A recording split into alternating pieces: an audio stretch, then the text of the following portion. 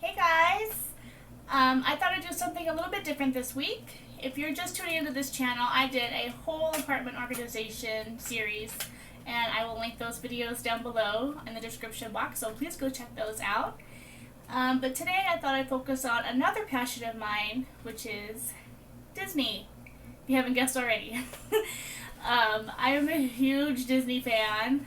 I often like to refer to myself as a Disney nerd, get it? My husband and I had annual passes from October 2012 to October 2013, and we went a total of 6 times that year. And I got asked a lot on how we were able to go so much on such a tight budget and all that, so I thought I'd focus on that today. So these are my 5 tips for Disneyland on a budget. If you see me looking down, I have notes on my laptop, so don't mind me. So let's just get right into it. So tip number 1 is buy an annual pass. Now, this tip really only works if you plan on going more than once in a year, because they can get quite expensive, but I assure you it's all worth it. They usually pay themselves off within the first 2 visits. So I highly recommend annual passes if you plan on going, like I said, more than once in a year. So I'm just going to kind of go down the list. There's 4 different annual passes to choose from, so I'm going to go into detail about all of them. And you could also, I'll link down the Disneyland website, or you can click here and you can check that out because they'll have all the details about the passes there too. So the cheapest annual pass that they have is called the Southern California Select Pass, and that is $289 or $16.09 a month. Now, when you buy an annual pass, you can either pay all at once or you can do monthly payments, which is what we did, and that worked really well for us. So yeah, with the Southern California Select Pass, it's $289 total or $16.09 a month. Now, doesn't sound too bad, right? But the downside to this one is half of the year is blocked off, which means 170 days out of the year you can use your pass, but the rest of the time you can't use it. Like, those are blackout days, basically. So that's the downside with the cheaper passes is, you can only go on certain days. So that's that pass, and then the one above that is called the Southern California Pass. That one's actually not available to purchase anymore, or at least for now. Forget the whole details on why. Something to do with too many people or the crowds getting too high at Disneyland or something like that. But the Southern California Pass is not available for new purchases right now. That's just for a limited time from what I hear. So when it does become available again, that one is $379 or $23.59 a month. And 215 days out of the year are available to use with that one. So, yeah. And then above that is the Deluxe Pass, which is $519 total or $35.25 a month. And with that one you have 315 days available.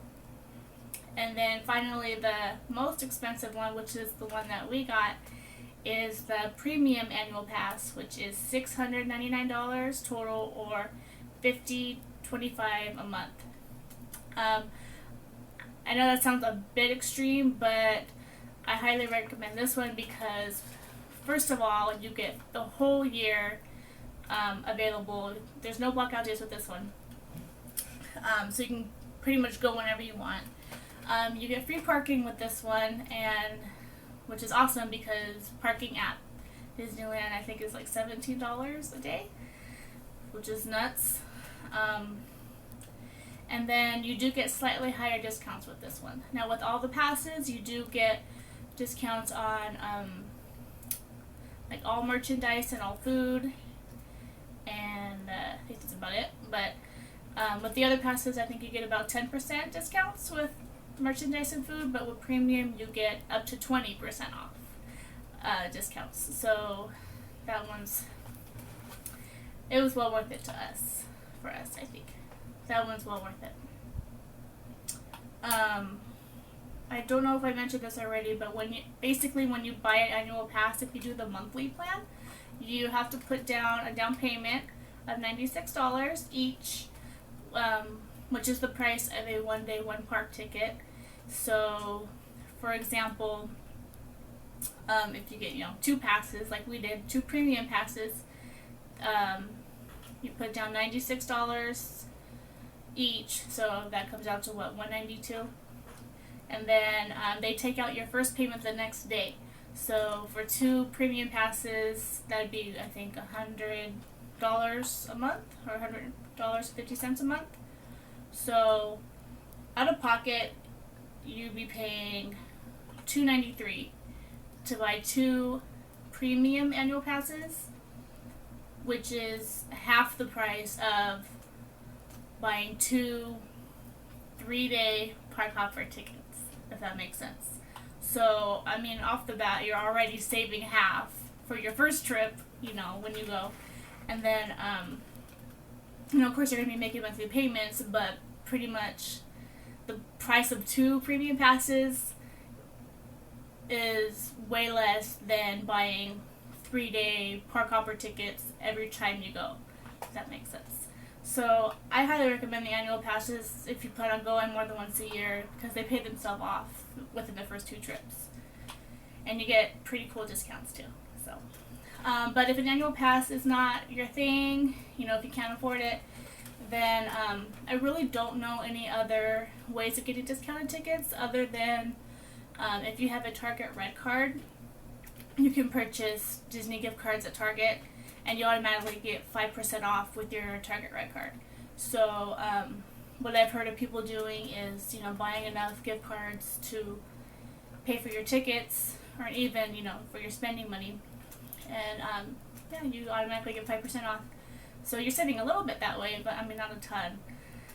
And then I've heard, AAA members get discounts, Costco members get discounts on tickets, even though at our Costco I've never seen Disney tickets there, but it doesn't mean that other Costco's don't. So, I don't know, those would be my recommendations if you can't get an annual pass. And then, some hotels do offer tickets at the counter, like the hotels around Disneyland. Some of them offer a Disneyland ticket, discounted Disneyland tickets as well. It's hard to know exactly which ones. Usually the Good Neighbor hotels offer some discounted tickets. I mean, they're not going to be huge discounts, of course, but something. So you really kind of have to do your research, and obviously you can get a list of the Good Neighbor hotels at the Disneyland website, which I linked down below. So those would be my recommendations for tip number 1. So moving on, tip number 2 is pack food. Now, I know when you go to Disney, food is really part of the whole experience, but it can get pretty pricey, especially if you're on a budget. So what we did on a lot of our trips is we packed food. Basically, we packed a big ice chest full with waters and sodas and snacks and sandwich stuff. And then each day when we went into the park, we had also a backpack cooler that we packed, waters and sandwiches for the day. And basically, we'll just grab from that and just eat. That's how we had like our lunch and stuff. And we definitely took advantage of the complimentary breakfast that the hotel offered, which is another good tip for saving money.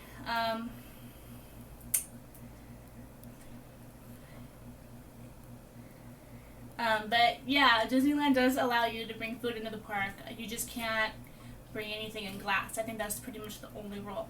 So that's a big money saver right there, is bringing your own food. Excuse me.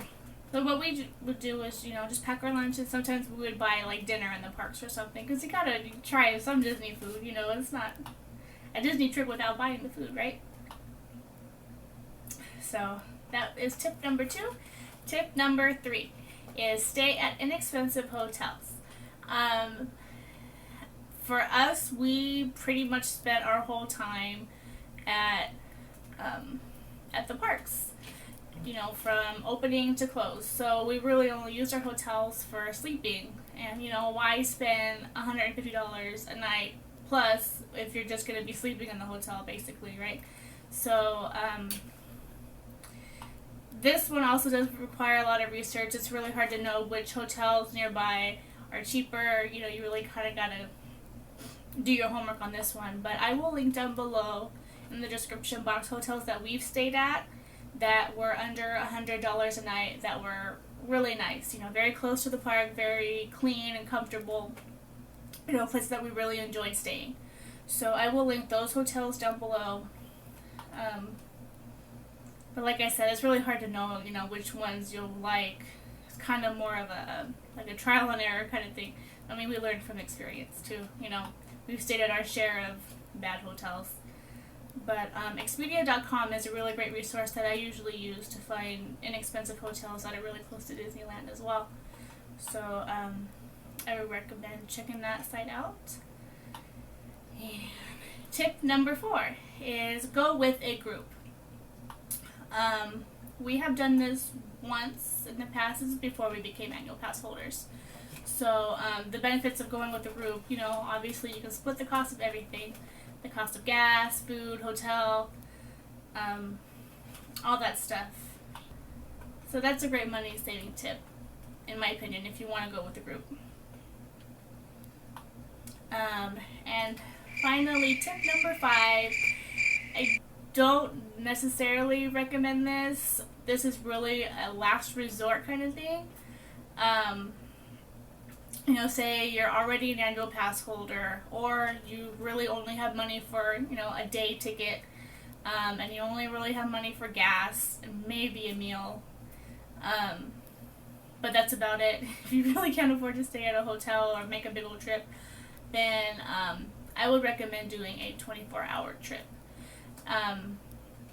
We did this once, and I can say I'm glad that we did it because it kind of got it off our chest, but I would definitely never do it again because I learned that we are not the kind of people that can stay up 24 hours and go to Disneyland. I'm a real grandma.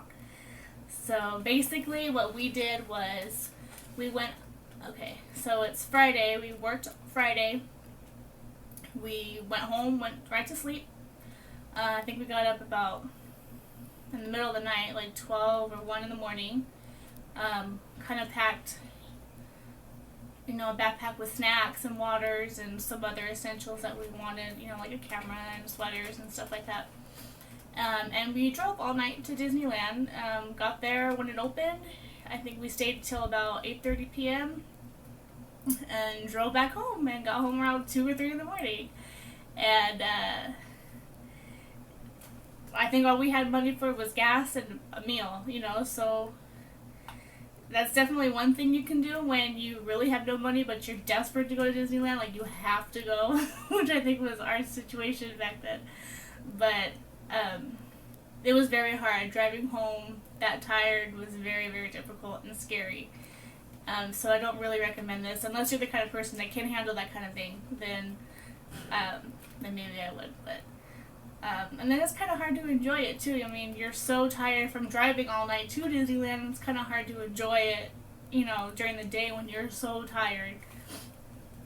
I mean, yeah. So that's kind of a last resort tip for me. But yeah, so that's my 5 tips for Disneyland on a budget. I hope you enjoyed it and found it somewhat helpful, and if you'd like to see more videos like this, please give this video a thumbs up. I was thinking about doing a kind of how to budget your time at Disneyland, kind of how to make the most of your vacation. So if you'd like to see something like that, please like this video or comment below. And please subscribe to this channel so you can be up to date on my videos that I post every Monday. So thank you so much for watching, and we'll see you next week. Bye guys.